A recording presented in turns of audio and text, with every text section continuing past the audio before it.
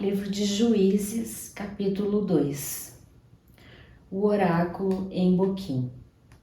O anjo do Senhor subiu de Gilgal a Boquim e disse: Eu vos fiz subir do Egito e vos fiz entrar na terra que prometi com juramento a vossos pais. E tinha dito: Nunca romperei minha aliança convosco. E vós não fareis aliança com os habitantes desta terra. Antes, destruireis seus altares. Contudo, não ouvistes minha voz. Por que fizestes isso? E eu também disse: Não os expulsarei de diante de vós. Eles serão para vós uma cilada, e os seus deuses uma armadilha. Assim que o anjo do Senhor disse essas palavras, todos os filhos de Israel, o povo levantou sua voz e chorou. Chamaram esse lugar de Boquim e ali ofereceram sacrifícios ao Senhor. A morte de Josué.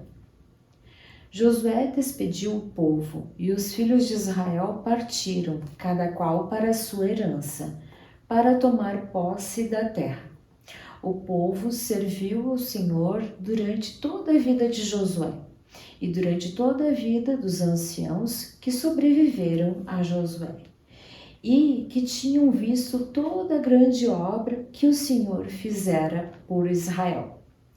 Morreu Josué, filho de Num, servo do Senhor, aos 110 anos de idade. E o sepultaram no território de sua herança, em Tamate-Ares, na região montanhosa de Efraim, ao norte do monte Gaás. Depois que toda aquela geração foi reunir-se a seus pais, surgiu outra geração que não conhecia o Senhor, nem a obra que ele fizera por Israel. A infidelidade de Israel. Os filhos de Israel fizeram o que é mal aos olhos do Senhor e serviram aos Baalins. Abandonaram o Senhor, Deus de seus pais, que os fizeram sair da terra do Egito e seguiram outros deuses, dentre os deuses dos povos que os rodeavam. Prostraram-se diante deles e provocaram o Senhor. Abandonaram o Senhor e serviram a Baal e a Astaretes. Inflamou-se a ira do Senhor contra Israel e os entregou às mãos dos saqueadores, que os saqueavam.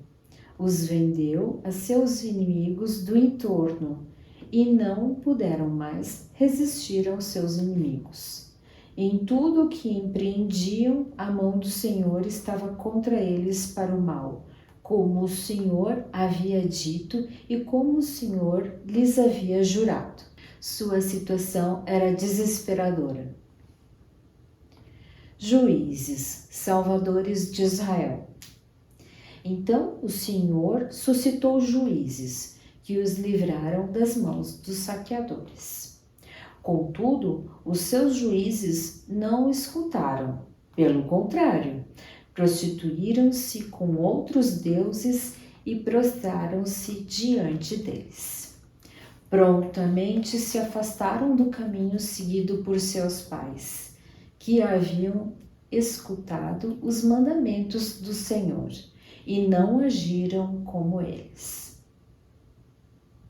Quando o Senhor lhes suscitava juízes, o Senhor estava com o juiz e os livrava das mãos dos inimigos durante toda a vida do juiz, porque o Senhor se compadecia diante de seus gemidos, causados por aqueles que os oprimiam e maltratavam.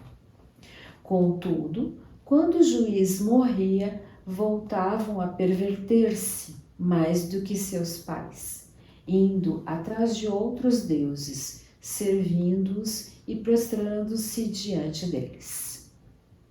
Não desistiam de suas práticas nem de sua conduta obstinada.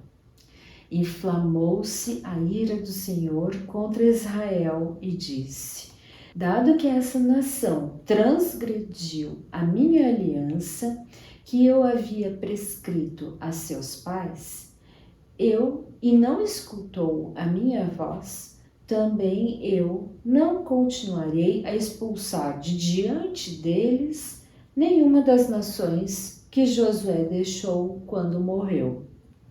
E por meio delas porei à prova Israel, para ver se guardará ou não o caminho do Senhor, caminhando nele, assim como seus pais o guardaram.